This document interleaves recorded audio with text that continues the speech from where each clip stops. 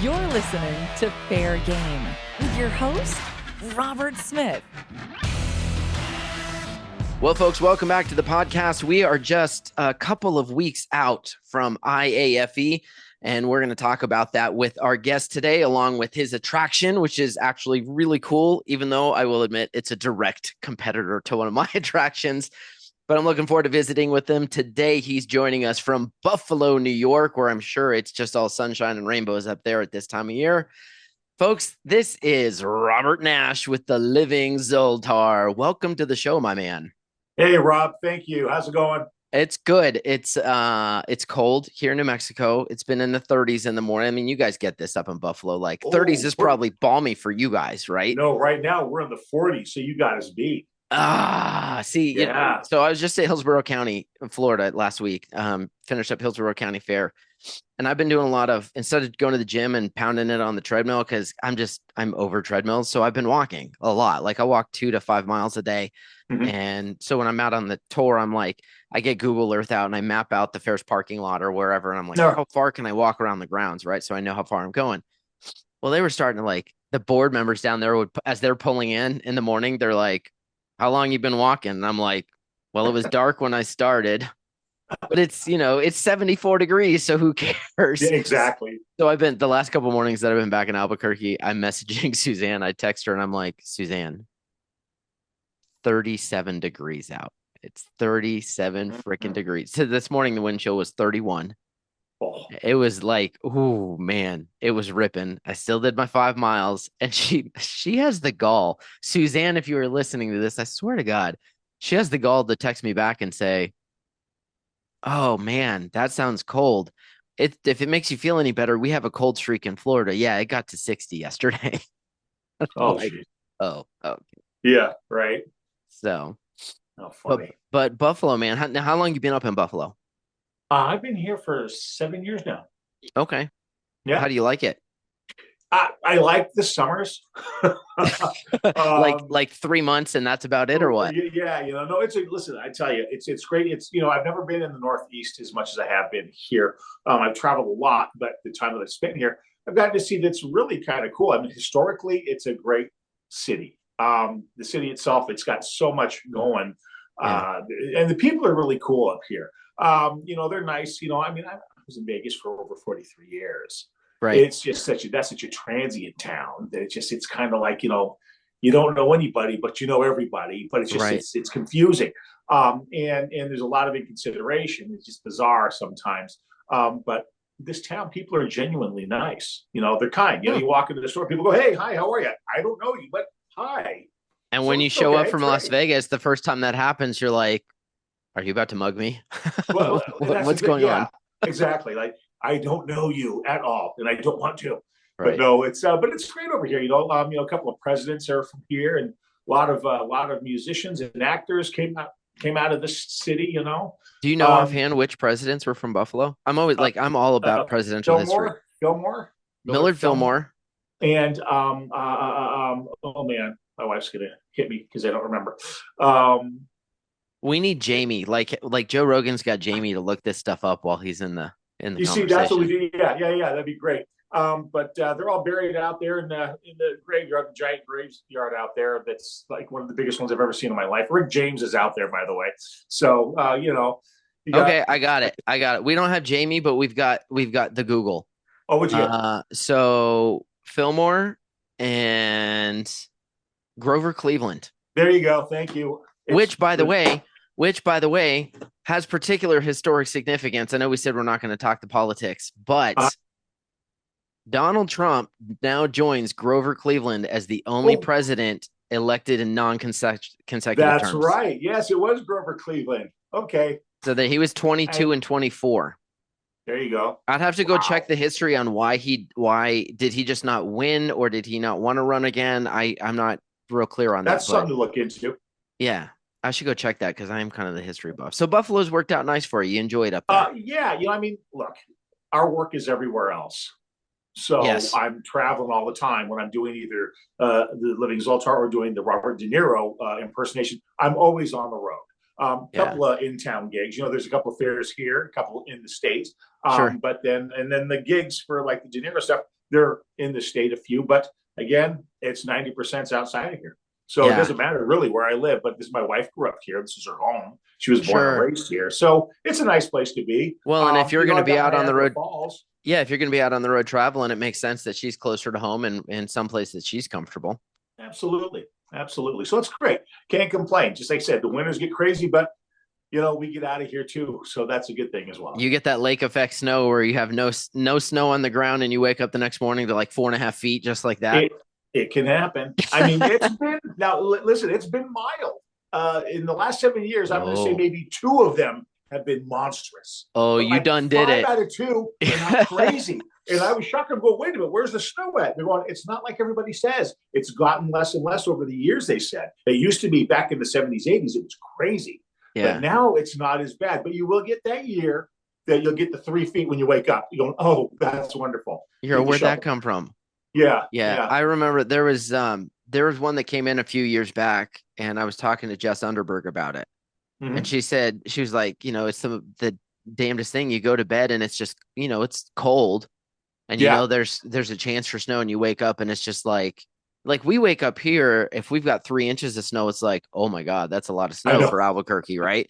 But you guys will wake up and be like, literally the videos are wild on Instagram where like people open their front door and the snow is like eye level on their front door.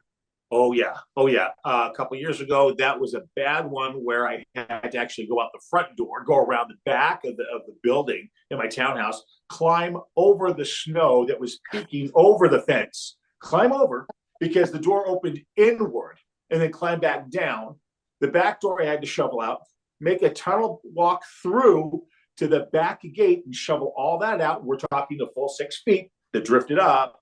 Yeah. And then open it up and then get that 6 feet back out of the way again. It was nuts. I'm like, I don't want to do this anymore. It's nuts. That's wild. But I mean, it's something that the folks, y'all up there, that's a part of living. It's part of life up there. Like I always want to get like one really good snowfall. Like I love that crispness in the air when you go out and that's great, especially around Christmas time. Right. Yeah. And it's like, like there's no quiet, like fresh fallen snow quiet, because it's an insulator, right? You go outside, birds aren't chirping, everybody's hunkered down, and it's just there's peace. Like I love that. Right. So last week I'm down in Hillsborough County, and Sarah sends me a message. She goes, we're up to like 3 inches already. And I'm like, oh, that's a pretty good little storm. So they ended up with 6 inches, but it was unusual because usually we get like a light powder. This was a very heavy, very wet snow. Oh yeah, that's what we always do. So she was sending me pictures from around the neighborhood of tree branches just snapped like toothpicks because the trees out here never get weight like that. So I go for my walks in the morning, and there's trees and bushes and everything that it damn near looks like a tornado came through on some of them. With respect to people who have to face those kind of storms, like everything is snapped. Like, yeah, so, wow. It could be nuts. Yeah, and I'm like, how did I miss that? Now that I'm back in Albuquerque, we won't get snow the whole damn rest of the season. It's my luck. There you go. So speaking of the season, how did your tour go this year? How many fairs do you typically do? I was checking your schedule at one point. It looked like you had maybe a dozen or so. Like your Zultar thing's really taken off. Yeah, thanks. It has taken off. It stepped up. I was at about a dozen this year. Yeah. And it ran well off season. The Florida areas picked up a few, Sure. And then the on season naturally, where the bulk of it was, ran through June through October for me. And I had a couple of gaps. I mean, some of the guys out there that are doing some stuff, they're still going. They're finishing up like, Jacksonville or whatever, right? Yeah, now. we just, all of the November guys are just finishing over this past weekend. Right. Yeah, but I finished up. I wrapped up in North Carolina at the Classic in October. So mid-October, I was done and gave me a breather, which is good just to prep and rebuild too. Sure. So, but it was a good season, man. I can't complain. I'm real grateful for it. Everything went real well. I was very fortunate, knock on wood. Absolutely. What's interesting for me is that when I look at my season, and I've got the 2 attractions with Play with Giants and Conjure, another Fortune Machine character. Right. Anytime I can put 80 to 100 days on the calendar, I'm like, we're good. Would I like to put 140 on? Absolutely. There's probably not much more that I can do unless I start sending out multiple units. 120 to 140 is where most people seem to tap out. Because there's only so many weekends. Exactly. But Yeah. in a post-COVID world, I'm like, yep, if I can get those 80 to 100 days, would I prefer more? Of course, but I'm super stoked about it. And it looks like your fortune machine has really grown. It's fun to sit back and look at what you first developed, because I'm sure you do this. I look back when I started developing Conjure, and I look back at the like literally when it was just wood, when we were cutting the wood in the shop and putting it together, seeing what the original character was that debuted at Ohio State Fair so many years ago, and seeing what it is now. Do you look back at what your first iteration was? Because I forget, was it like 18, maybe 17, 18, somewhere in there that you brought it to San Antonio the first time? Maybe 19, somewhere in there. 17? I'm guessing 17 or 18. Yeah, right around there. 18. Yeah, because I remember all of a sudden it's in that area. Yeah. I forget. I might have gone. I think I went to pick up a friend at the airport, and all of a sudden, my phone starts lighting up. And it was right after they had let people in for like load in that day, and they were like, "Robert, there's another fortune machine," and I'm like, "Okay, who is it?" Well, I don't know. It's just a fortune machine. What are you gonna do? What have they done? And I'm like, what have they done? I'm going to do the same thing all the hypnotists did and all the magicians did. And I'm going to be like, okay.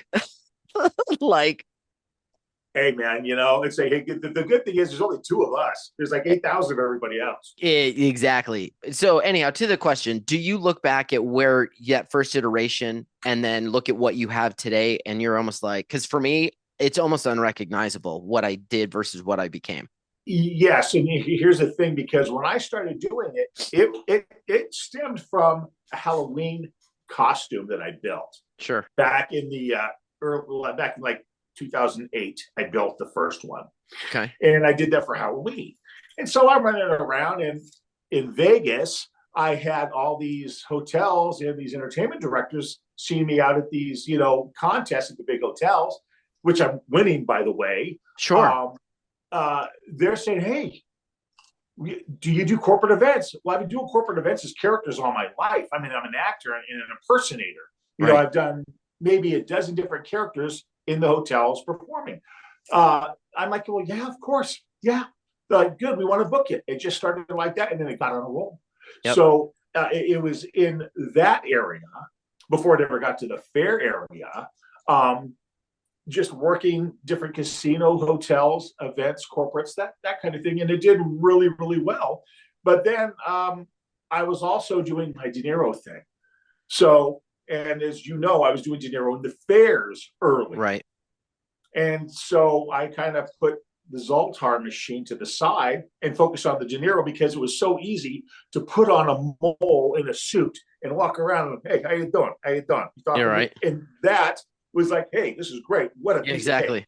So, I'd have to get in a box and travel and pack and costume and makeup, So that's why. But then, not to get back into politics, but, De Niro and Trump, there was the headbutting going on. Still is. Like around 16, 17. Yeah. Yeah. And I'm sitting going, wow, Bob, you're ruining my career. Yeah, because all of a sudden nobody wants to book De Niro anymore. Half the work. This is not fun for me. So it was getting tough. I'm going, I've got to reinvent myself. Yep. And so I started going through my files, and I went to the storage, and I found the old box. I went, oh my God, why didn't I think of this? And I was like, because some other bald guy had already thought of it. And the thing is, I wasn't even thinking about you. Yeah. I was thinking about, what am I going to do? Oh yeah, because De Niro really, like you and was it Stu who did he did DeVito? Yeah, and like there were a few of you guys that had like the classic old school like mobster kind of Hollywood guys. Yeah, Jack Bullard, he was Jack Nicholson. Nicholson, yeah. And then Stu as DeVito, and then me as De Niro. So the three of us grouped together, and we did a bunch of fairs. And, we started booking all over the place. Right. But you also run up against the challenge of the characters you're doing are aging out in terms of popularity and relevance. Oh, absolutely. Absolutely. Especially like, now.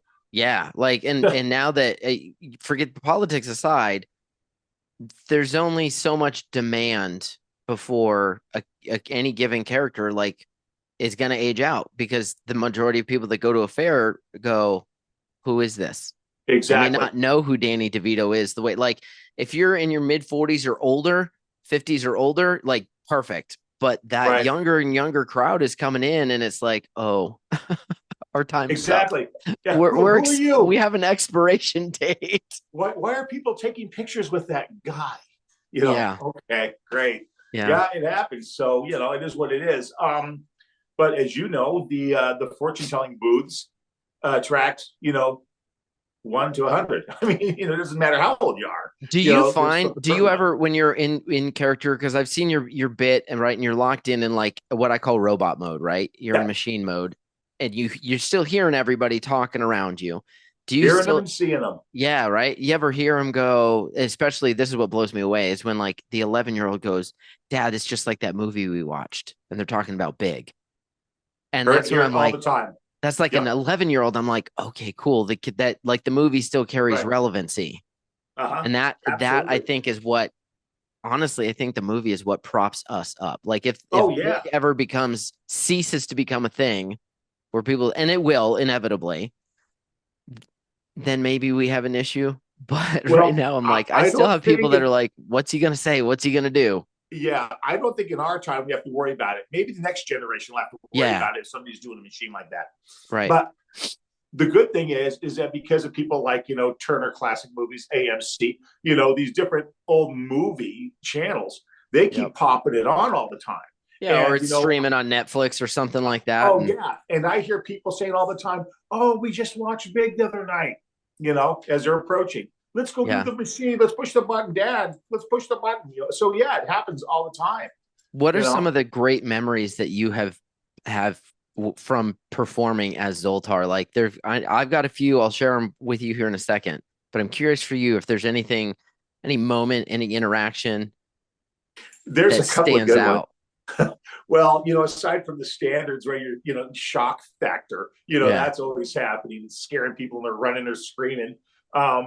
But they end up laughing and coming back and enjoying it and getting the whole experience. sure. Um, one time, I was at the Big E one year, and this guy walks up. He goes, "What is Zoltar's favorite food?" And this is a guy that kept coming back to the booth. What, Like he fortune would visit cookies? the booth. No, What is no. He actually asked me what it was in real life. I said, "Well, my father's Lebanese. I like Lebanese food.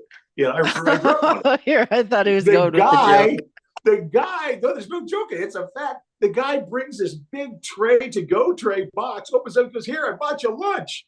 And it was a tray of all this Arabic food from the really great restaurant down the street in West Springfield. I'm going, "You got to be kidding me." Thank you. And I reached out and I grabbed the box and Right. I And now went you're like, inside where the hell do into I the put it? center. I've got Yeah. 6 inches of real estate in this box. Where do I Oh put my the God. food? Right, exactly. It was that. I mean, that just doesn't happen all the time. So Yeah.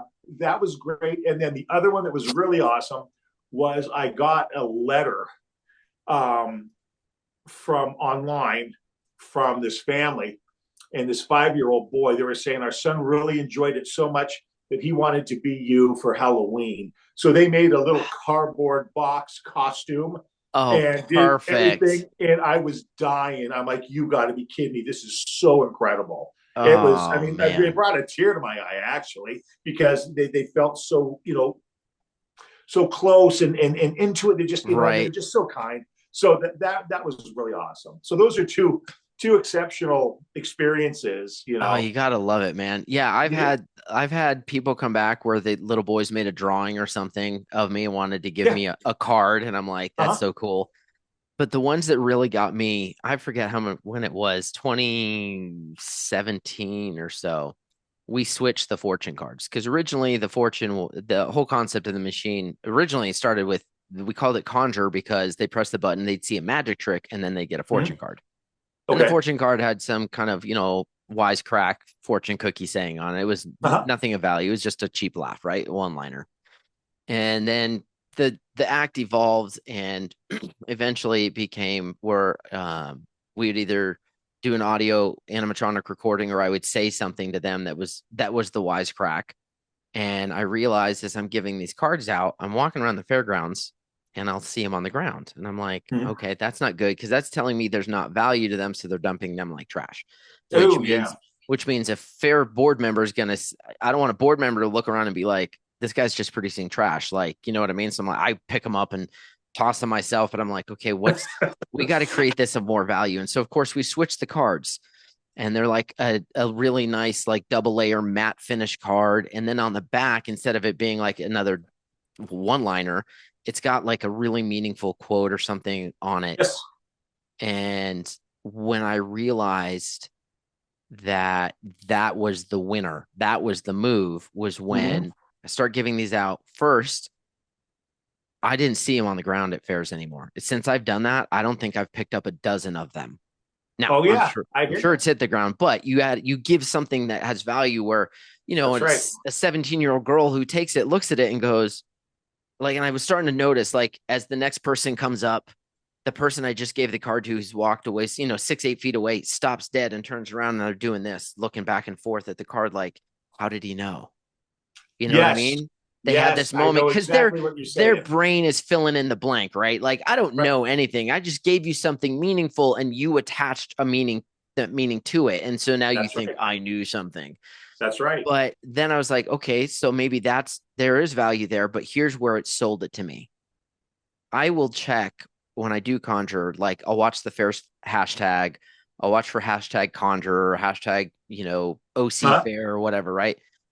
And all of a sudden I started seeing like 16-year-old girls that would have posted on their Instagram and they taped it to their mirror in their bathroom at home so that they see it. They read that affirmation every morning. That's when I was like, Nice. oh, There's a this connection is there. it. There's the connection.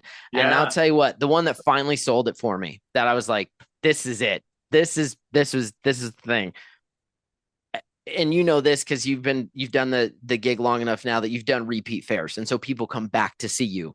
oh yeah. And OC fair, this dude comes up to me and he is like buff. Like, I mean, he's like not ripped like a bodybuilder, but he's in really good shape. He's probably 6 foot tall. It's one of these dudes that I look at and I'm like, did you just get hit with like the lucky look stick? Because here I am, bald and crooked teeth and whatnot, right? And like it looks like you don't do anything, right? In the middle, he presses the button, and in the middle of me doing my bit, he pulls out his wallet and he kind of opens it and pulls out the card, and he goes, I still have mine from last year. And he Oh, puts it nice. back in the wallet. And I was like, in the middle of my whole set of performing for him, I'm like, now here's a dude that's like, that meant something to him. So when That's you talk right. about memories you can generate, and it's Oh so yeah. silly because we're like 30 seconds of their day. Yeah. But if that makes the impact, isn't that what we do with Absolutely. fairs? Isn't that what we do in the Absolutely. events industry? It's That's not what it's any about. one thing. Sure, like they may get to go see the big concert on Friday night. That may be like the culmination of their fair experience. Hmm. But aren't guys like you and me and the pig races and the corn dog and all of that stuff, aren't those just little hits of happy all day long that build Oh up yeah. to a total experience? Absolutely, it is. It's yeah. I mean, that's the impact of it all. People don't realize that the small subtleties have that much more effect, and what we do totally has that effect. I Yeah. mean, it's crazy how, like you said, the repeat people, Yep. they'll come up for you. I mean, when I went back to Erie this year, there was 50 people plus standing waiting for me to come out. I'm going, wow, are you Yeah. kidding me? They're like Yep. loyal football fans. It's Yeah. crazy. You know, if they Yeah. love you, they love you. They do. They do. And it's I still get people who ask every year if I'm coming back to OC Fair. And it's been a few Mhm. years Yeah. because we've kind of transitioned into doing Play with Giants more and moved Right. that into Iowa over the summer and into the Midwest. It's strictly a business decision on that. We had to grow the business. Sure. Um, but oh God, the people at OC Fair that first weekend out, like they open on a Wednesday, and so it'd be a little slow. Mhm. But then by like the third year, it was always wild to me when they would open and all of a sudden it would be like there's 15 people. Right. And it's Right. like, wait, what? Yeah. Just waiting for you. They are. Hmm. They're legit waiting. It's kind of wild.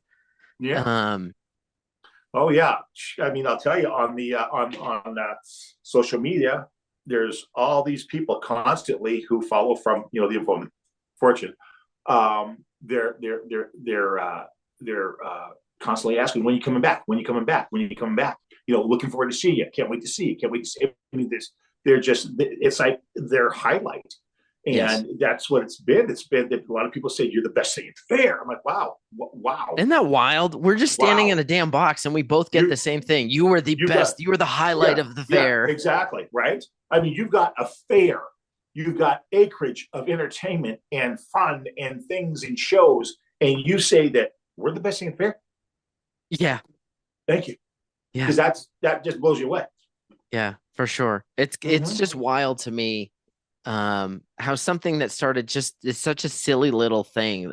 And I call them it's you and I are what I call the happen upon. Like we're not like here's our stage and it's a 1 o'clock, 3 o'clock, 5 o'clock showtime. Right. Like we are streetmosphere as Disney would call it. We are a happen upon where people walk around the fairgrounds and they happen upon us and then they have this cool interaction with us.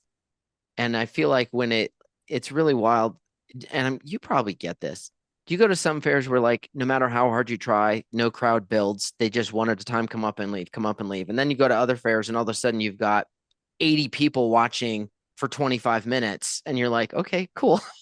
You have this huge audience now watching. The inconsistency is consistent. Yes. It is. That's just what it is. Because you have the moments of they're passing by and they're going, oh, yeah, okay, well, we're just going to go because they have an interest. And I think it's people that are on a route that have a destination and they catch us en route. And that's why there's not an interest. But then when you get the grab, then they're like, oh, that just freaked me out. Wait a minute. I got to see what he does to the next guy. And that's where that starts. And I'm sure you noticed. Yes. So they're waiting to see the next action happen because it's going to make them laugh seeing this guy get scared, then this guy jump, then this girl jump. And then next thing you know, you've got, like you said, 80 plus people in a half moon circle standing there like it's the biggest thing on the fairgrounds. Yes. Yes. It's awesome. And I discovered years ago at OC Fair, because where they had me was like near a food court area. In the shade in a big open area, concrete out ahead of me. So there was room for a crowd to gather. And because it was kind of in that food court area, what inevitably that the food court was their destination. Okay. So they were already at so they'd arrived. And what would happen is perfect spot. They would sit and they would eat and they'd kind of watch at a distance.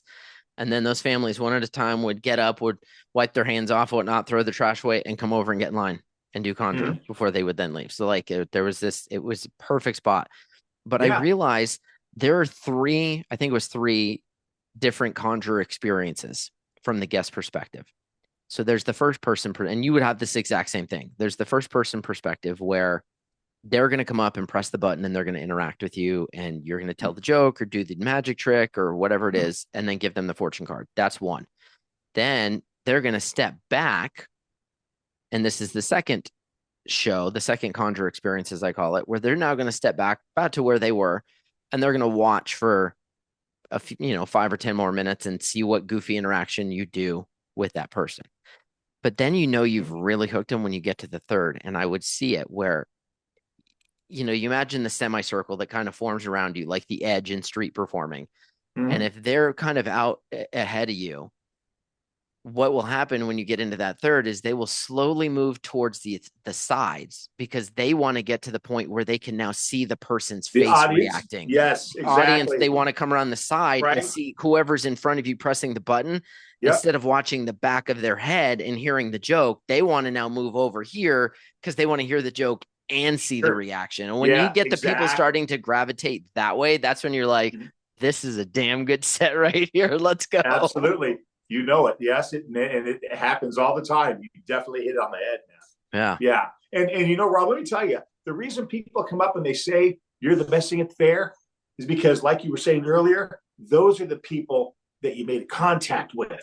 Yes. You made a connection, and nothing else makes a connection. I see a show. I see a juggler. Oh, he was good. I didn't have a connection with that juggler. Yeah. I see a magician. Oh, he was really awesome. He made the lady float disappear, but I didn't have a connection. I went to the Zultar, I went to the Conjure, and I walked up to them, and they gave me a fortune. It meant something to me. They said words to me, and they made me feel good about myself and about things around me. Yes, That's what keeps them coming back and keeps them solid. I mean, that's just proof positive. completely. Yeah, Yeah. it's completely it. Like, I mean, I would, I see people. Jason Devaud's a good example where I watch people as a great juggler, absolutely Mhm. incredible act. And I've watched people come up to him afterwards and they say, "Oh my God, that was the best." And you realize that, oh, the kid, that their child was the one that he pulled up and then did something with them in the show. Uh-huh. So it's really, it's that one-on-one connection, whether you're doing a pig race or a juggling show or a magic show or a fortune machine, that Mhm. one-on-one connection you can have in that little moment that makes someone feel special Yep. is that's it. That we are a very, like I say, we're 30 seconds of their day. We're 60 seconds maybe of their day. But if we can make that our job is to make that as a positive experience as possible. Oh yeah. And yes, you and I both know because we both done this long enough. I learned this a long time ago that it's just like real estate. It's location, location, location. That's correct. Couple years, for the years that I've been doing the New Mexico State Fair, I'm out on Main Street. And then not this past September, but the previous September, they said, "Hey, we're doing in the Lujan building, which is their exhibit hall. And we're doing a special spot that's like New Mexico in the movies. And we want Okay. it's all film because New Mexico's got a big film industry. Right, right, sure.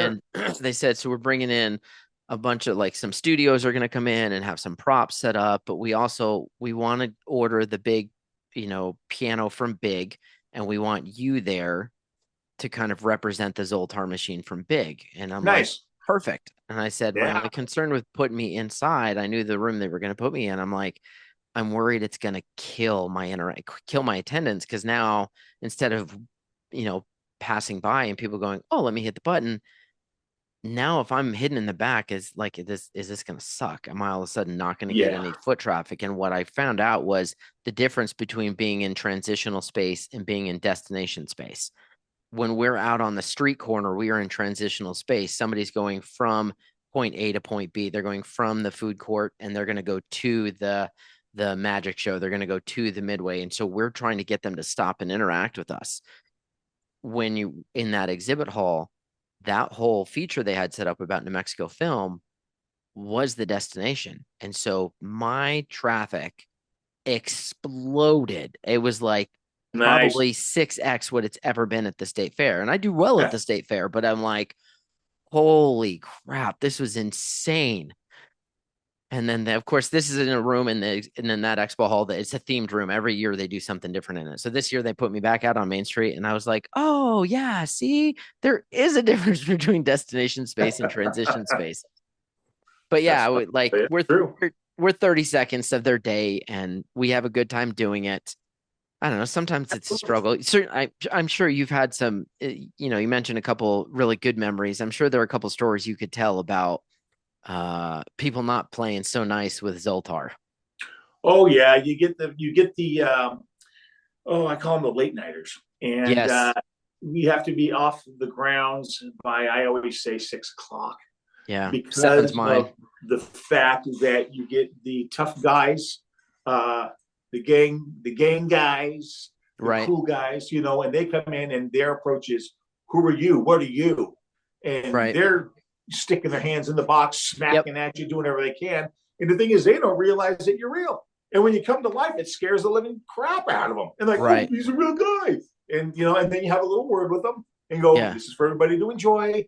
Let's be cool. And Yep. go from there. And maybe they can, be cool. But, I mean, I've had the box kicked. Oh yeah. Girl did a flying jump kick at Adventureland and smashed into the box and snapped it.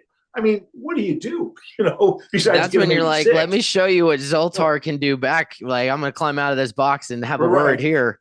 I had the same thing. I was in at a fair in Iowa this year, and where I was positioned, the guys, so it was right outside of the Play with Giants tent. I was doing both attractions. And so I set Conjure Up outside the tent, Uh-huh. and I had the area inside roped off behind me. Well, of course, these couple of teenage boys didn't care. They would just ducked under the rope. And while I'm performing, all of a sudden I feel the panels getting kicked from behind. Mm-hmm. And at first, and it's always a test kick. It's like a shark bumping you. Like the shark doesn't attack on the first pass. And so Right. I feel this bump and I was like, did that just happen? And then 10 seconds later, I feel thud. And I'm like, oh, and I just like popped the latch on the door and I stepped out the back. I said, folks, excuse me just a second. And I stepped inside and they were now face to face with Conjurer, who was no longer in the box. Ooh, buddy, did you see the color go out of their face? Oh, I bet. And then That's when great. their dad, who was talking to somebody off to the side, realized what was going on, and he was like, "I'm sorry, is there a problem?" I said, "Yes, they're kicking me." I said, "Sir, you need to understand that when I'm in that costume, it is an extension of my body. Therefore, just because they kicked the box doesn't mean they didn't commit a crime. That is That's right. battery. And That's unless right. you would like me to have the sheriff's office escort them out and charge them, you need to get them out of here right now and just call it a That's day." correct. And he That's was right. like, he goes, "Oh my God, I wasn't paying attention. I'm so sorry." Like, this is Iowa. Like, people are super, super nice in Iowa. I'm so Yes, sorry. Won't have. And he got all over them. And they were like, "Well, we didn't know he was real." All the excuses that like a 13-year-old would come up with. And I just looked at the folks. Everybody else in the audience was looking at me like, "What the hell just happened?" And I said, "Ladies and gentlemen, I apologize for that disruption.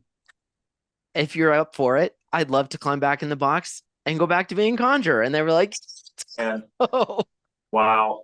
But it Just happened. yeah, it does. It just takes that instance to ruin the illusion, and that's what stinks about it.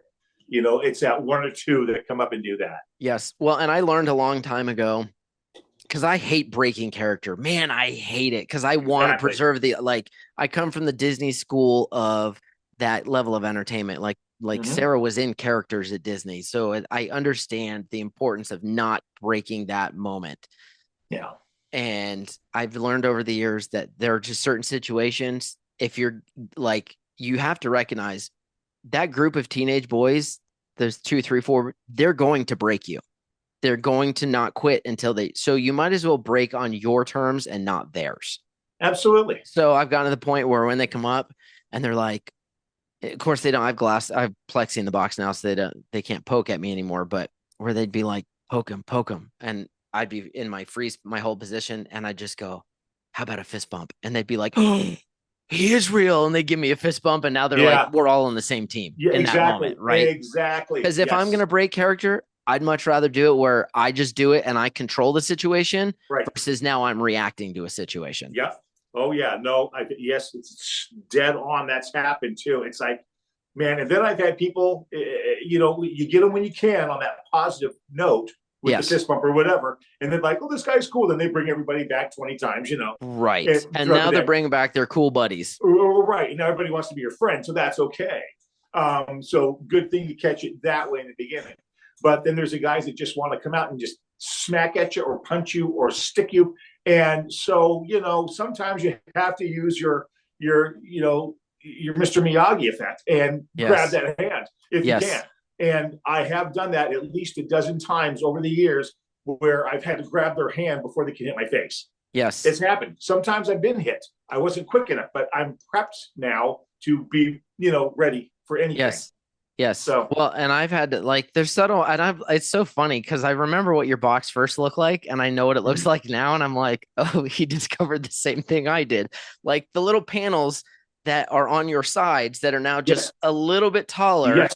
That are now protecting your sides. That's right. That's exactly what it is. It keeps them out of there. Little kids clinging on the side going, "Oh, what's that there?" Yeah, no more of that.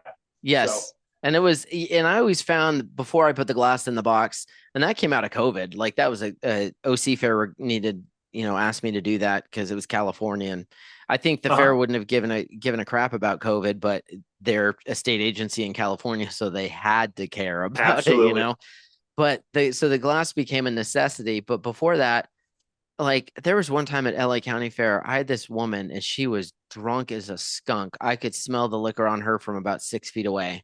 You don't say. And she rolls up to me and she's like this, and she leans in the box and she goes, "Oh, your bald head is sexy." And she literally reaches both arms in around my head, like rubbing me. And I'm like, ah.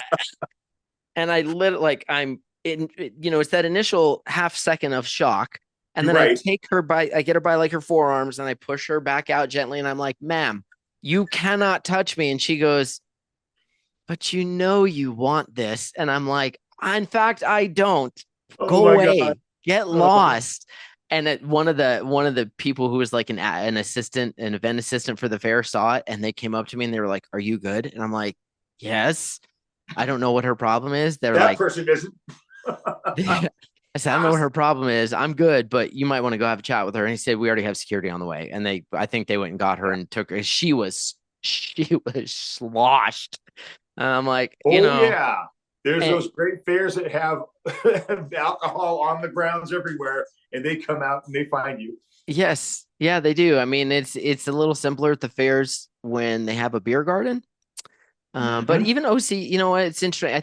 I think different areas and different communities react different to having a beer garden or having, on premises consumption. Because OC Fair, you could buy it at any of the beer stands and walk around with it. I Yeah. never had a problem at OC Fair, but they're a mile from Newport Beach. Like it's a different community there than it is in Pomona, California, where LA Oh, County is. absolutely. Way different Absolutely. community. Yep. So Yeah. you learn to deal with it. And sometimes I think in the 5 years that I was doing OC Fair, I think I got poked. I got jabbed one time. Like Not dude bad. walks up to me and he kind of all of a sudden is over, like he's coming through the side and he reaches over the little rail that's on the side and he's like two-finger jabbing me. And he's like, he looks back at his wife and he's like, yeah, he's real. And he reaches in to jab me again. And I like grabbed his fingers and twisted them over like in this. And he's like, oh, ow, ow, ow, ow. Yeah. And I'm like, yeah, it hurts. Go away. Oh man. He's Yeah. like, sorry, sorry. And I'm like, and of course here at me, I'm now worried I'm gonna lose the contract. Like they're gonna fire me because I got assaulted and I protected myself. Hey man, you have to though. What are you gonna do? And it's not unique to us. I've seen countless jugglers up on the unicycle, on the tall unicycle. I've seen stilt walkers get pushed. It's like, Oh yeah. It happens. some people just don't need to be let out of the house. That's right. It's not us, it's them.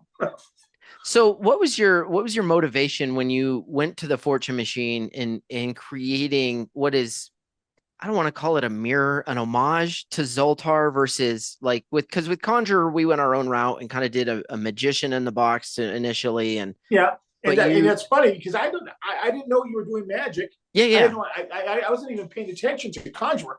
yeah. Because I mean I am How a magician. insulting! What do you mean you weren't paying? Everybody should have been Well, paying attention.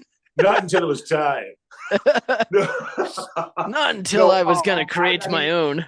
the same as you. I mean, I'm since 1975. I mean, I've been a magician. Yeah. I grew up a magician. That was my first entertainment, endeavor. Um, so doing the magic in the box and I still do a couple of quick little tricks, Sure. just to give them a little something.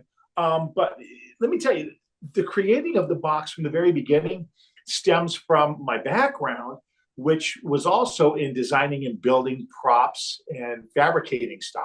Okay. I mean, I wanted to be, and you brought up, the whole Disney thing, an Imagineer since I was a kid. Wow. My favorite ride was always the Haunted Mansion. So good. So, So good. so with that, me and my older brother, we designed and built haunted houses since we were kids. I got to the level as an adult where I was doing it professionally and designing haunted parties and houses and haunted themed events for the casinos throughout Las Vegas. I had my own company doing that when I wasn't performing, so I was doing both. Okay. But that was the meat of my income, was building and designing everything. But the haunted house thing was always, huge. I mean, I've got a backdrop of the wallpaper, the demon wallpaper I almost put up today. Oh no, we'll keep it to the Italian village. It's just because that's my thing. But and that led to, with building and designing, building the box just from the creation and the desire and interest of that Imagineer wannabe, Yeah. doing things that other people really can't do, and then impressing them with them. So that stems from my background of just the joy of building stuff that's kind of creepy and cool, Yeah. and it's kind of awe-inspiring for people. And they just like, wow, you did that? That's awesome. it's that good feeling that you get, Yes. So that's where the building of it stems from. But doing the actual the show, so to speak, because I like to call it a show because everybody's different. Everybody has, because I have to make a wish. Now you don't have to make a wish, do you? What do you do? No, Okay, they press the button and it's literally like the same thing of Characters Unlimited machines where you put the dollar in, Zoltar says some wise ass thing to you, and it kicks out a fortune card. So my average interaction time from the time they hit the button is about 42 seconds. That's just for that one person. That's based on the average length of things that I say that in different bits. But yeah, I mean that's there's no Make-A-Wish. But you talk. I talk sometimes because I am mic'd. I can. Right. Some of it is to really preserve authenticity. I do have some stuff that's pre-packed. But you talk like your audio animatronic bit is like the first 5 or 10 seconds while you've awoken Zoltar, and then boom, you're like, hello there, and they're like, oh my god, this is a real dude. Yeah, that's what I shoot the shock factor. Absolutely with that. Yeah. But the thing is, where I was going with this is, I took Zoltar says make your wish. Mm-hmm. Well, that was in big.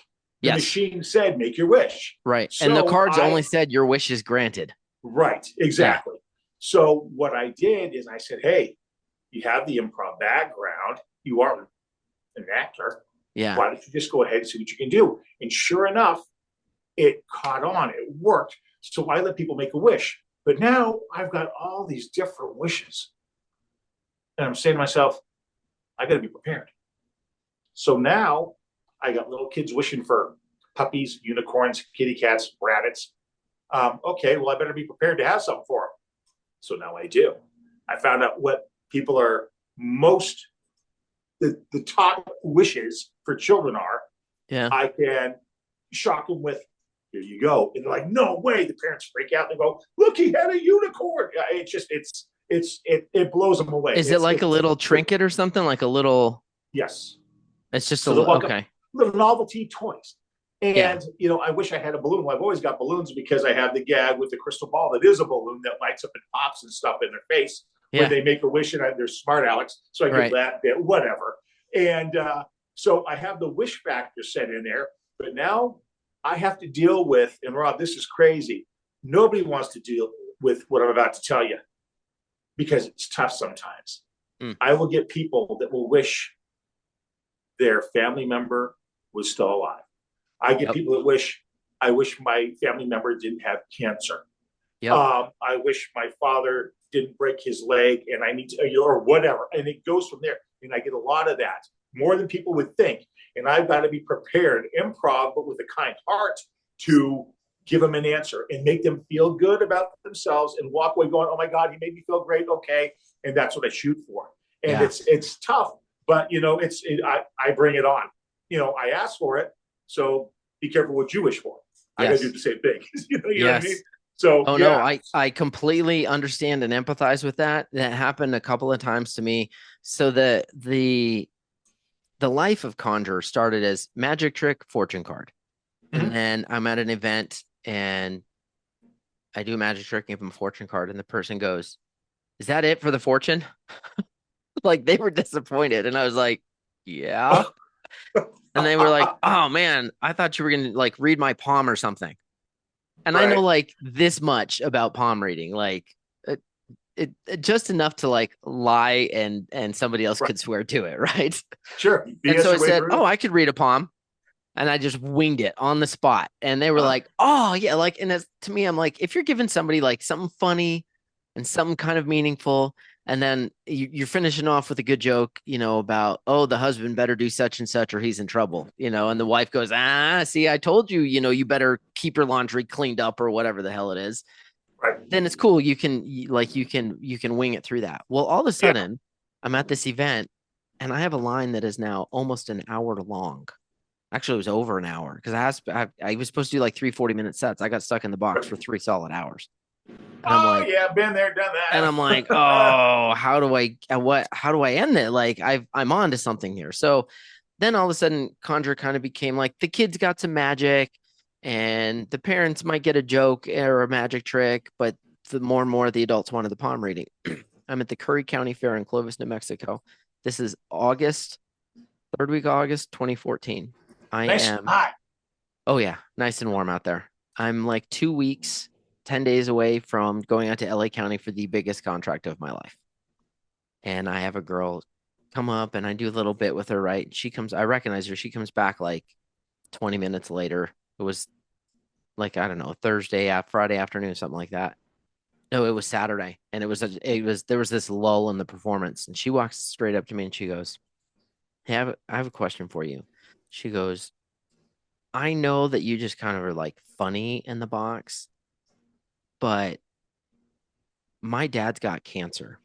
Exactly what you just said. And I'm wondering, like, is there anything you can see on my palm about his future? And like, that is real, Robert. You know that because you know the Oh feeling of yes. that knife going in your heart, going, I can't help you. I can't make this, I can't fix this. And so luckily, growing up with the father who was a retired priest and was a chaplain in the hospital for a lot of years, I've picked up a thing or two on how to talk to people. And so I said, look, unfortunately on a palm reading thing, there's not really anything I can do, but it sounds like you're very close with your dad. Oh yeah, yeah. He was this, that, and the other. And I said,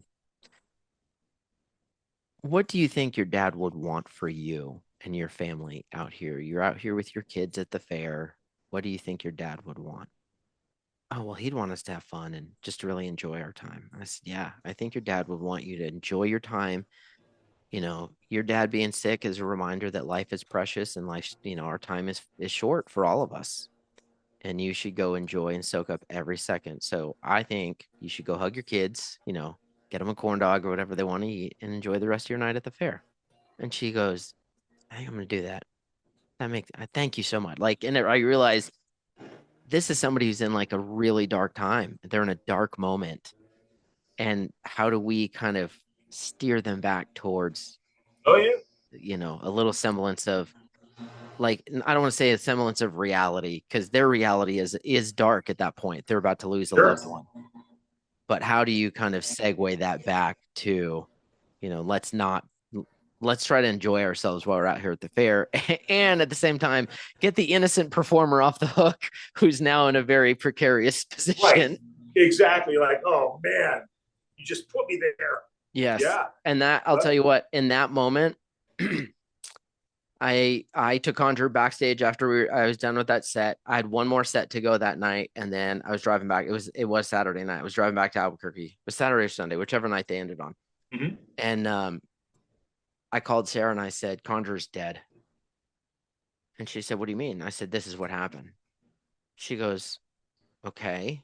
So what? She goes, how does that kill the act? I said, babe, I cannot go out to Los Angeles County for 17 or 18 days, however long it was, and deal with this every day. That was so, it took such an emotional toll on me. I'm like, how do we fix this? How do we change this up? And so the 3.5 hour drive back to Albuquerque, she's on speaker, she's taking notes, and we're powwowing and we're brainstorming a new method to deliver the act. And sure as hell, we showed up at LA County with a new revised version of it. And now they don't get to make a wish anymore, as it were. Well, let me tell you something, Rob. You get in that spot and you got to work your way out, and I get it. So what I end up doing is I still make the wish, but 95+% of the time, they're getting a sarcastic, comical remark. It's coming out afterwards, no matter what, because I want to leave them on a high. I don't want to leave them on a low because what they say is depressing. Get them out, make them laugh, do something, joke about something else that's off topic to get them there, and then get them out because it can get pretty crazy. I mean, it can be nuts sometimes. You don't know what you're getting into, so it is what it is. Just be prepared, I guess. Well, what else can you do? I mean, that's exactly. And is that really any different than if you're a juggler and somebody decides to come up and be a jerkwad in your show? Like, you have to be prepared for that unknown. I think the more difficult part for us when we have those scenarios of somebody going, my dad's got cancer or whatever, is like that's real. That's a Yeah, real human thing. That's not, it's easy to be, I think, a little more dismissive of somebody who's coming up and being a jerk in your show. absolutely. What do you do when it's somebody who's in a really emotionally vulnerable spot? Yeah. And like, I think I like your approach. Like, hey, you're living Zultar. The character is who he is. He's going to make you laugh. He's going to be a smart ass and be over the top and give you a big experience. And here's your fortune card. Next, let's go. All right. Uh-huh. And if you can leave them on that high of, okay, that was fun, then you did your part. Right. But you still want to give them a feeling that it meant something to them and they appreciate that. They appreciate the kindness that you gave them. So it's here to here, here to Yes. here, but you have to do it. You don't have a choice because you got a line of people you got to get to, and Yep. you can't stand something. But I mean, there's people sitting there telling me stories, and I'm sitting there tearing up in the box, trying to hold back tears in my eyes. Listen to these people. For sure. You just work them through and get them on their way happy. Here's your Yes. fortune. Have a great day. I'll see you soon. Next kind of a thing. So Yeah. Well, you've done an amazing job with it. Your evolution of it I have quietly watched from the background. I've had, God, from day one when you showed up at IAFE with it, I've had so many people message me along the way and talk to me at convention. And they're like, are you pissed? Do you hate him? Like, how could he do like that? And I'm like, yeah, I'm so pissed. Like, and I'm not gonna lie, there was about 10 seconds that I was like, that mother like, and it was because there's that moment where it's like, Right. okay, the scab just got ripped off. I'm not alone in the universe anymore. I'm so sad you didn't like me because I really like you. It was, well, it lasted like 10 seconds. And I was like, you know what? But then I'm sitting here going, well, I was a magician. Like, I still have my cups and balls are sitting on the shelf back here. Like, they're still there. How many magicians are there? More than I'd care to ever try and count. And we all did this. We all did the same dinging tricks like over and over again. I like to say when I've had every now and then people go, oh, you did magic? Do you still do magic? And I'm like, nope. I could, like, if I took like a couple months to rework a show, it would come back. That's like riding a bike. So I could, but I've often said, you know what? In the world of magic, if you were to line up 100 magicians, I would have been like number 54 in the ranking. I got you. Quality. Like, was I competent? Could I entertain a crowd? Yes. Was I the guy that people went home raving about? Absolutely not. And I'm like, it's the same thing with fortune machines. I'm just glad that you and I are unique enough that there is some distinction in our acts. Absolutely. We're different on our own. So they both offer the entertainment value. So you have to see both of them. You can't just see one and you still get a different feeling and a great effect. Correct. And I will say this. And to Mark's credit, he never responded. Maybe he should have. He put out I think it was a video of you at Ohio State Fair this year in July or August. And his Mark Sparks comment was, and keep in mind, Conjure was born with triangle talent. Like, Conjure Mark Sparks was one of the guys that went, you need to do this because nobody else in the market's doing it. So it's kind of funny that this happened with Mark, but he puts out, I think it was a video or photo of you. And his comment is, this is the best iteration of this concept I have ever seen. He says that about you. And so I look at it and I'm like, well, he's kind of not wrong. Like Nash is really freaking good at it. So I take a screenshot of it and I send it to Sparks with my comment that says, have you seen many iterations of this, or is it just the two of us and you're saying he's the better one? It's not like there's a bunch of us out there. No, and he never responded. I think he probably thought that I was going to be pissed about it. And I'm like sitting there, I'm like, well, my thing has always been, whoever's going to do another fortune machine, I have one request and one request only. Do it well. Absolutely. Do it well. If you're better than me, if you beat me out for the gig, cool. Oh, yeah. But don't do a crap job of it that then all of a sudden people don't want to even consider booking me because they think And magicians face this. We Exactly. had a magician once. He was terrible. We don't want to book another magician. Right. I didn't want to deal with that with the fortune machine. And there was somebody else, he will remain nameless, Uh-huh. who put a fortune, you probably know who I'm talking about, put a Yep. fortune machine together, brought it to Florida fairs. He did me the courtesy of a phone call like 3 days before the convention to be like, well, we thought of this like 20 years ago type thing. And I'm like, who cares? You didn't do it, Right. And I'm like, yeah, do whatever. Like, I don't care. I'm not going to be the guy that's like, no, you can't do a fortune machine. What are you But I gonna knew I do? had nothing to worry about because they showed up and I looked at their box. And you and I both know there are intricacies to how you build one of these boxes that really Hmm. matter outside of the performance. Like, can Sure. you fit through a doorway That's right. That's or right. not? Like, there's a Hmm. reason what the dimensions are but theirs was like built out of giant 2x4s, and it was Oh just boy. it was in two pieces, had to be moved on the back of a truck. And now, granted, in time, could they have modified that? And yeah, I mean, you and I have both improved on our boxes over the years. Mhm. But then I saw what they were doing with it, and the performer was like catcalling female board members and whatnot as they walked by in the aisles, and I was And like, jeez. oh No. God, face palm. No. And sure enough, one of the fair managers that I followed up with afterwards, they said, are you the one that was whistling at girls or not? And I said, I would not be the one. And if, Uh, I said, if that's what you're looking for, that's not me. right. And they said, no, absolutely not. We don't want that was ta- I think distasteful was the word they used. And so Yeah. I'm like, And it that's when I is. saw that and I went, I'm gonna have no problem. And that box Right. lasted like 6 seconds and out of the market it went. And then I saw yours. And when I first saw your box, so I got I remember getting in the trade show in San Antonio, and I go and I look at it. You weren't there. I peeked all over around your box. And You dirty rat. yeah, like we haven't all done that to everybody I else. know, right? And I looked at that box and I went, I didn't realize it was you at that point. And I Wow. didn't click. It just said what Living Zultar or whatever you had up on the sign. Mhm. And I looked at the box and I went, okay, this one's a serious player. Because I could tell by the design of the box, you had put serious thought into what you were doing. Oh yeah, I And I was understand. like, if this is what the box looks like now, and I know because I went through the process, I'm like, I could be in deep trouble in 2 or 3 years as this box evolves. And then I realized it's you. And then I was like, oh, not only is it a good build or a good box, but it's a hell of a performer that's going in the box. So I You. tip my hat to you. I do Thank think you. I, I don't want to say like you're like as Mark says, the best iteration, because we both offer something very unique. But I will Absolutely. give you this. I've been very reluctant over the years to ever do makeup on it. And now you've got me thinking, well, maybe I need to do makeup because your makeup, your look on your face in that box is freaking stellar. It's Oh, thank absolutely you. stellar.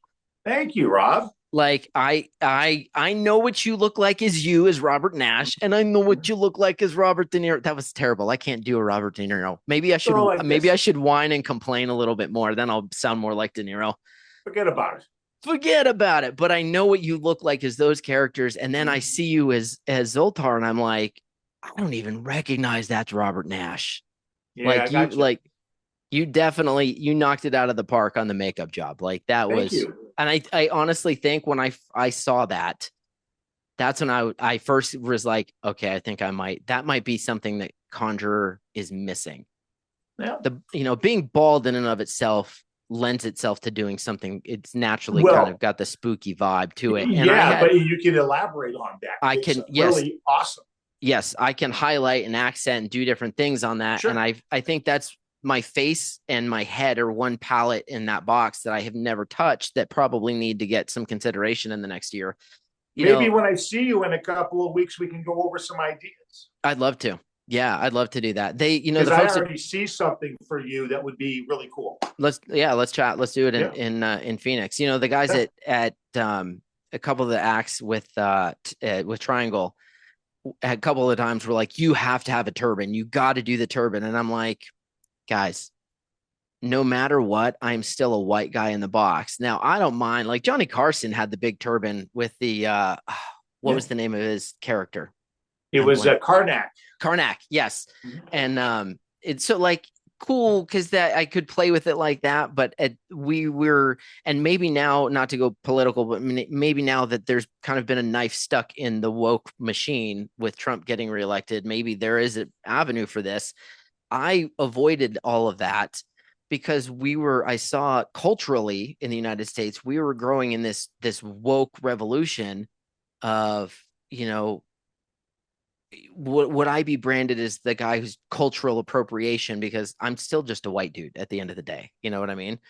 Well, yeah, And but this is where the makeup comes in. If you want to bring the character to life, you have something you could do. yeah, And it doesn't have to maybe be there's some so options there. far over where it's like, what are you doing with your face? But it's something that gives you it just highlights and it just brings out something where you can still be a white guy, but you're not. You're a character now because Right. white guys and characters are not confliction. It's Yes. bringing something to life. You're still Right. you, but now you are an actor. And that's what it Yes. is, man. Yeah. Yeah. And I've looked at like, well, because I've grown a natural goatee and natural facial hair with it over the years. And Yeah. then, like, I don't know. I like having no or just Right. having scruff right now, but I'm like, there's plenty. I like, why haven't I ever gotten into like theatrical stuff where I can little spirit glue or whatever, and Yeah. you know, it's the right mustache or something, just to change the character up, just to give it a little 2-degree shift where now the face has got something on it and it's not just me standing in the box. Sure. So, you know, maybe we work together on that and Absolutely. I'd come be up more with than happy come because up I with a got, like face I for said, Conjure. I've already pictured something for you in that box that I think would be awesome. And I think you'd really get a kick out of it. And I'm sure it'll have a strong impact. Yeah. So let's Yeah. definitely talk about it. Yeah. No, I think it'd be cool, man. What Cool. so you're going out to IFE in Phoenix. Yes. What are you most looking forward to about that one? I'm looking forward to maybe because I can never get over to the what is it, the Western States Association. Yeah. I can never get there. It's always at a bad time. Yeah. That maybe a lot of those folks will be there so I can get maybe seen in that area a little bit more too. Sure. I mean, I would like that. That would be great. Yeah. I mean, don't get me wrong. I did San Diego last year. They were in Salt Lake, so that was great, and I picked that up from there. But who knows who's going to be there? We don't know. So I'm just trying to embellish, meeting more people, more fairs, more West Coast, kind of getting it more spread out. Well, and it's been tough for a number of years because California had that stupid thing about what the transgender bathrooms or something that you couldn't use state funds. So the fairs had very limited people going because of their laws. And then I think it was just a few months before IFE last year that Gavin Newsom got rid of that. So they can now use state funds to travel. So hopefully more with it being in Phoenix. Hopefully they get a real good turnout from, California and the Western Fairs Association folks. That'd be good. We'll see what happens. So yeah, but looking forward to that, and also looking forward to seeing everybody again, like usual. Having a good time and just getting the word out and making the work happen, man. Well, you're definitely one of the veterans in the industry. If you were to give a piece of advice to a first-time attendee, what would it be? Be prepared to get knocked on your butt the first year. Yeah. But have faith that it's going to get better because it will get better. Yeah. Just keep at it. Don't stop. I've said that to others before that have asked me about it personally. They want to get into the field at the national. And I'm going, you just have to be prepared to get knocked in the beginning, but you'll get there. It just takes time. Right. Well, and that's great advice, because one of the things I didn't realize coming in was, I just had this assumption that they go in and the fair managers, like, it's a fresh slate every year and therefore I've got a chance. Mm-hmm. Well, come to find out, a lot of these fairs are going in their head. They're going, okay, they may be coming into IFE this year and they maybe have 1 or 2 slots left for 25. They may be looking more at 26, but that newcomer that they just met, they look at it and they go, I bet 27 I could get them in, because they've kind of had this stack of acts in their head of what their rotation is going to be. Maybe if their fair is themed, what's going to fit where. And so yes, I think your advice to a newbie is solid, because if any newbie first timer ever happens to listen to this, you may find yourself thinking, I'm going to go get booked like crazy, but have realistic expectations, have Yes, great conversations, lay the groundwork so that 2 years from now or next year, that fair manager comes back and goes, I got a spot for you. I can bring right. you in now. Yeah, that investment will pay off in a couple of years. Yep. Absolutely. Yeah. But give it time. Yeah, for sure. Yep. Awesome, man. Well, we're a little over an hour. Like, this is cool. So, to our listeners, for so long, I've been like, I send questions to the acts or the guests, whoever's coming on, and it's been more interview style. And if you'll notice, with our listeners probably pick up the episode with Danny and Lindsey Grant, and then this episode, there are no questions. We've gone now cleared an hour, just Yeah. having a good conversation. Yeah, man. It was a good talk. And so, yeah, I think I like this format more. I think moving forward into the new year, like, I'll probably have 5 or 6 things I would like to talk about. And like, I knew the conversation was going to be occupied by Conjure and by Zoltar, because you have Of two course. things that are like direct competition. They're essentially the same concept. And man, we didn't like, somehow we managed to tiptoe around the politics. It's November 19th, so it's only been two I know, weeks right? since the election, right? Tiptoed around that. Didn't even bring up the Jake Paul Mike Tyson fight. Hey, I'm not up for these fixed fights. I was into that 30 years ago. Now I'm just, I just want to work. Listen, I I have tremendous respect for Mike Tyson, Oh, absolutely. but I'm glad that these fights are tremendously good for business, but I think they're tremendously bad for boxing. Oh, yeah. Because it's like it just no, like, Mike Tyson was literally pummeling the living hell out of Jake Paul, and then there's one point where they lock up, and you can see Jake say something in Mike's ear, and then for the rest of the fight, Mike's like biting his glove and not and pulling punches, and I'm like, what just happened? But it's all Rob, it's like it's all all about the money. yes, it's It's all all about the prearranged. money. It's all business. Like, cool that Yeah. Jake made 40 mil and Mike, at 58 or so years old, went away with 20 mil for going 8 rounds. But like, I think it's bad for boxing.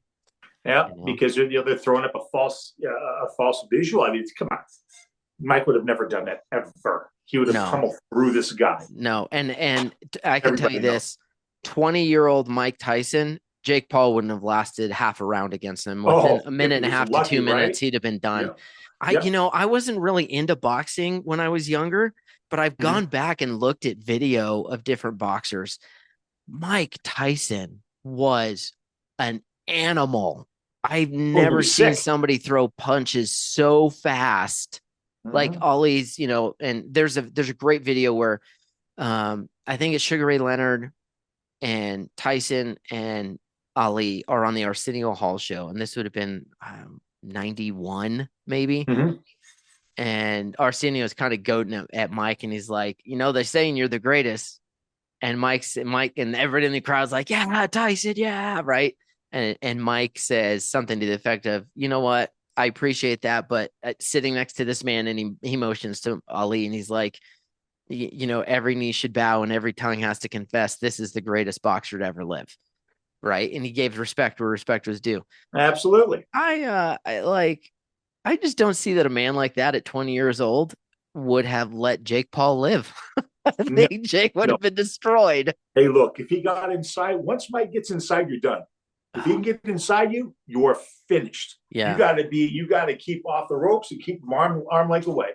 Otherwise, you're never going to fight the guy. The only way you're going to beat Mike Tyson is to do like Floyd Mayweather does and just run away and dance around in the ring the whole time. Exactly. Tire him out because you ain't going to get in. Yeah. So, well, I mean, it is what it is. They made a lot of money, and at some point, I just think I stand on that. I think it's bad for boxing, because I think at some point fans are gonna, like, the real boxing championship matches. I think you're gonna get to a point where fans go, "This is all bullshit. I'm not gonna watch." Yeah. So yeah, it can kill it. But well, there you go. There's the opinion on that. Well, let's wrap things up. Okay. I've enjoyed chatting with you, man.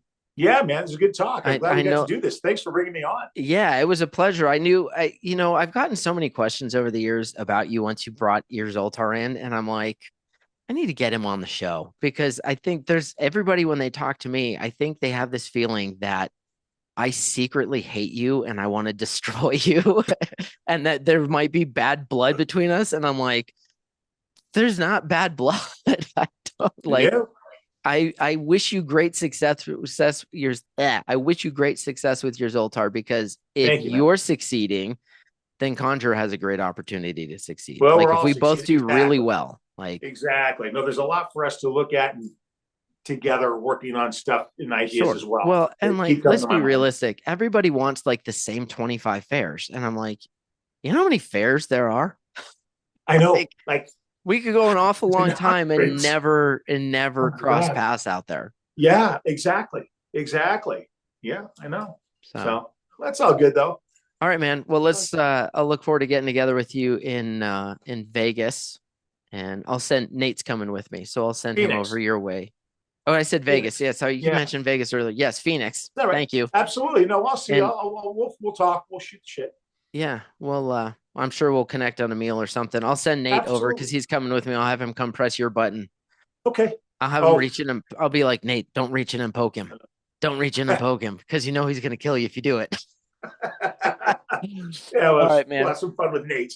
Thanks for being on the show. To all our listeners, next week, we've got a really special episode. I'm going to drop it right before Thanksgiving. It is an interview with outgoing CEO Marla Calico. And I want to get it out right before IFE so that all of you download it. You can listen to it while you're traveling out to Phoenix for the convention.